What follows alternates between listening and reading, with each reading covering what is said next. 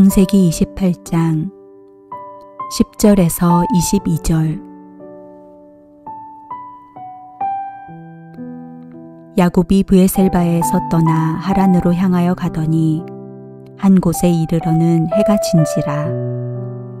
거기서 유숙하려고 그곳에 한 돌을 가져다가 베개로 삼고 거기 누워 자더니 꿈에 본즉 사닥다리가 땅 위에 서 있는데 그 꼭대기가 하늘에 닿았고, 또 본즉 하나님의 사자들이 그 위에서 오르락 내리락하고, 또 본즉 여호와께서 그 위에 서서 이르시되 나는 여호와니 너의 조부 아브라함의 하나님이요 이삭의 하나님이라.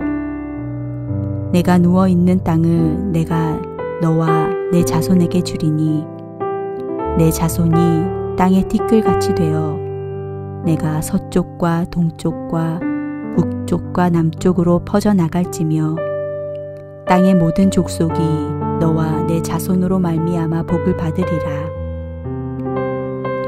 내가 너와 함께 있어 내가 어디로 가든지 너를 지키며 너를 이끌어 이 땅으로 돌아오게 할지라.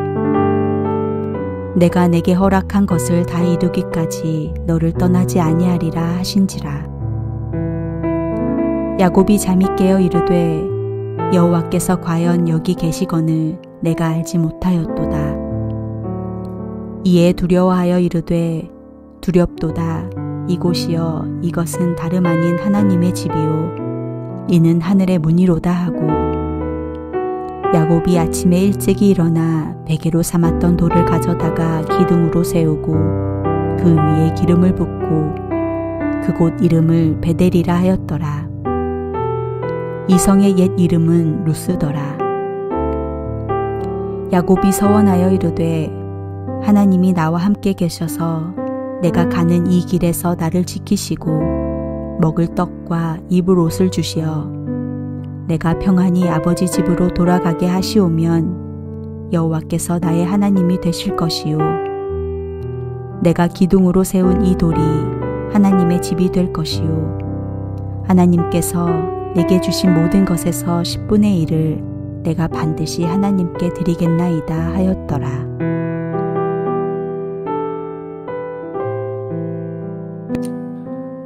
장자의 축복이 탐이나 아버지를 속인 야곱은 아버지의 유산을 받기는커녕 정든 집을 떠나야만 했습니다. 외삼촌이 있는 머나먼 밧단 아람을 향해 처량하게 집을 나서게 된 것입니다. 어떤 면에서 야곱의 고생은 뿌린 대로 거두고 있는 것입니다. 약속의 계승자가 되었지만 아버지와 형을 속인 야곱은 쫓기며 고달픈 인생을 살아갑니다. 을을 심으면 을을 거두고 속임을 심으면 속임을 거둔다는 것을 이후 계속되는 야곱의 인생에서 우리는 찾아볼 수 있습니다. 그렇게 집을 떠난 야곱이 루스 땅에 도착했습니다. 루스 땅에서 보내는 밤은 참으로 쓸쓸한 밤이었습니다. 들판에서 찬이슬을 맞으며 잠을 청하는데 일이 왜 이 지경까지 이르렀는지 답답하고 안타까운 마음이었을 것입니다. 어머니의 방법에 동의해 아버지를 속은 것에 대해 후회도 있었을 것입니다. 솔직히 지금 야곱이 겪고 있는 고통은 의인이 당하는 의로운 고통이 아닙니다. 다분히 자기의 잘못으로 빚어진 상황입니다. 야곱은 아버지 이삭으로부터 거듭 축복을 확인받았지만 현실은 오히려 저주에 가까웠습니다. 형은 자신을 죽이려 혈안이 되어 있고 살기 위해 혈혈단신으로 오른 여정은 막막하기만 합니다. 그렇게 두려움과 불안이 사로잡힌 채 노숙을 하던 그가 전혀 기대할 수 없었던 진실과 은혜를 만납니다. 그는 착잡한 마음을 끌어안고 잠을 청합니다. 하지만 쉬 잠이 올 리가 없습니다. 한참을 그렇게 이리저리 뒤척이다가 피곤에 지쳐 잠이 들게 되었습니다. 그러고는 곧 꿈을 꾸기 시작합니다. 구약 성경에서 꿈은 중요한 계시의 수단입니다. 잠은 상황에 단단히 압도되어 버린 사람의 자아가 그 무장이 해제되는 순간이기 때문입니다. 아버지가 선언해 주었던 축복은 공수표처럼 보였지만 이제 하나님께서는 직접 그 복을 보충하십니다. 그저 하룻밤우리에 거쳐가던 장소에 불과했던 그곳은 장차 하나님께서 주실 땅이며 그는 온 세상을 복되게 하실 하나님의 계획의 일부가 된 것입니다. 야곱이 꿈에 본 때 사닥다리가 땅 위에 섰는데 그 꼭대기가 하늘에 닿았고 또 본즉 하나님의 사자가 그 위에 오르락내리락 하였다라고 말씀하고 있습니다. 지금 아버지가 가진 어마어마한 재산에 마음을 두었다가 오히려 죽음을 피해 도망가는 중에 피곤에 지쳐 들판에서 돌 하나를 베고 자고 있는 중입니다. 그런 그때 하나님이 찾아오신 것입니다. 이삭이 흉년으로 곡간이 비어있을 때 찾아가신 하나님께서 이제 지팡이 하나의 몸을 의탁한 채 빈들에 있는 야곱에게 찾아오신 것입니다. 그리고 말씀하십니다. 하나님은 어떤 상황에서도 야곱을 놓지 않고 고향으로 돌아오게 하시겠다고 말씀하십니다. 우리는 하나님이 함께 하신다는 것을 곧바로 세상의 복을 받는 것으로 생각하곤 합니다. 그런데 지금 야곱에게 나타나신 하나님이 주신 은혜는 야곱을 빨리 집으로 돌아와 야곱의 것을 다시 찾게 하시겠다는 것이 아닙니다. 그 모든 것을 다시 찾게 하신다고 약속하시는 것이 아니라 고통과 괴로움이 가득한 야곱의 인생의 여정 가운데 동행하시겠다고 말씀하고 있으신 것입니다. 그 말씀은 하나님께서 야곱에게 빨리 돌아올 생각하지 말고 가서 오래 살라는 의미로 받아들일 수 있습니다. 왜냐하면 며칠 있다가 돌아올 것이라면 굳이 내가 어디로 가든지 너와 함께 할 것이며 이 땅으로 돌아오기까지 내가 너를 떠나지 않겠다라고 말씀하지 않으셨을 것이기 때문입니다. 아버지 이삭 역시 좀 더 이 상황을 멀리 본 것 같습니다. 너로 아브라함에게 주신 땅을 유업으로 받게 하시기를 원하노라고 분명히 상속 후계자로 밝히면서도 밧단 아람의 외조부 집에 가서 아내를 취하라는 말을 덧붙이고 있는 것입니다.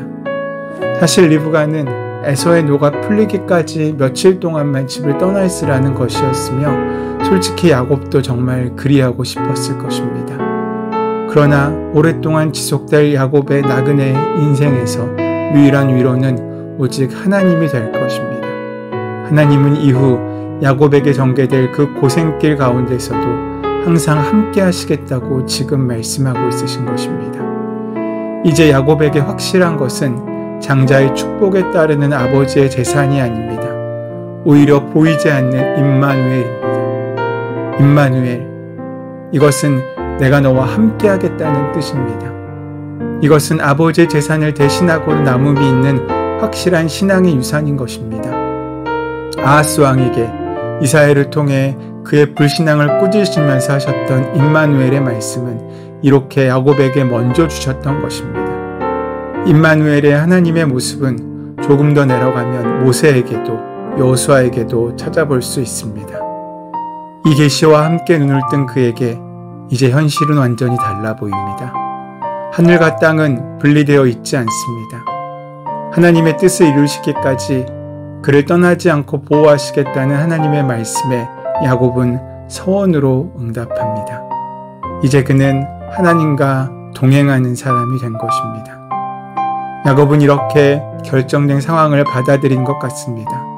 하나님이 과연 여기 계시는구나 라고 느낀 야곱은 이 빈들 루스 땅을 하나님의 집 베델이라 고쳐 부르면서 조급한 마음을 접고 드디어 서원을 하기에 이릅니다. 이는 하나님이 뜻하시는 바도 함께 받아들이겠다는 것입니다.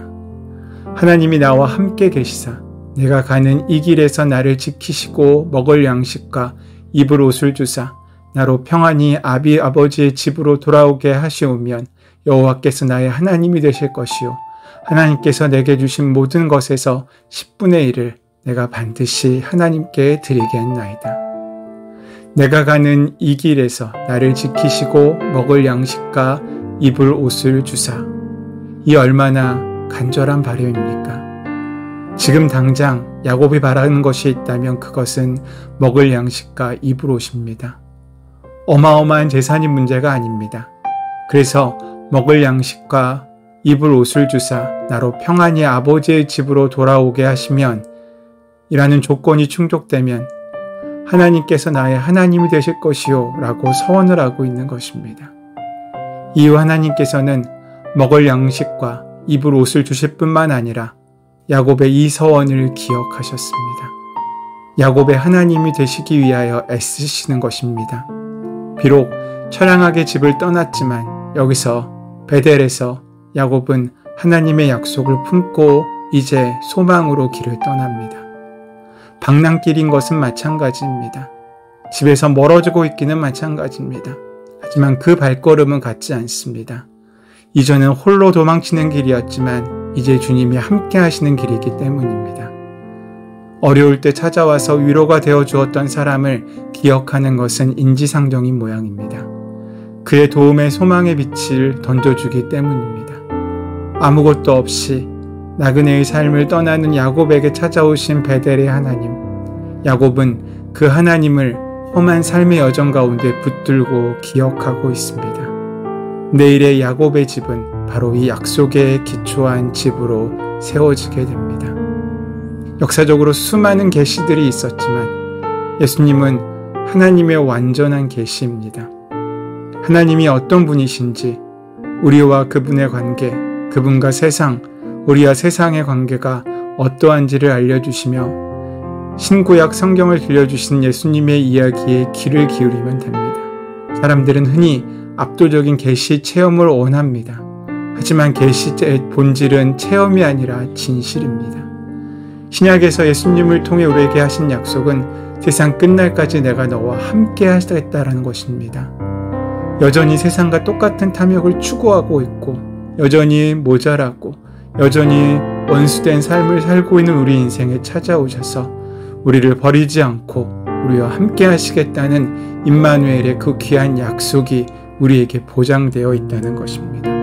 그 은혜로 살아갈 때 우리의 삶 가운데 비록 처음 가는 광야길이라고 해도 그 길을 통하여 하나님의 귀한 열매가 맺어지고 만나지는 귀한 하루가 시작되게 될 것입니다. 그 은혜를 온전히 누리시는 하루 되시기를 소원하고 축원합니다.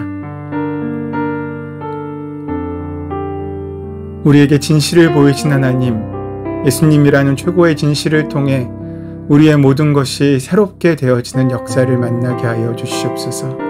우리와 함께 하시기로 약속하신 주님, 그 주님의 은혜와 함께 어디에 있든지 무엇을 하든지 주님과 동행함으로 이기고 승리하는 복된 삶을 사는 귀한 하루가 될 수 있도록 인도하시고 함께하여 주시옵소서. 우리 주 예수 그리스도의 이름으로 기도드립니다. 아멘.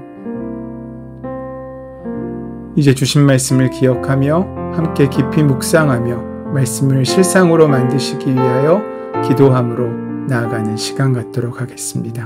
함께 기도하겠습니다.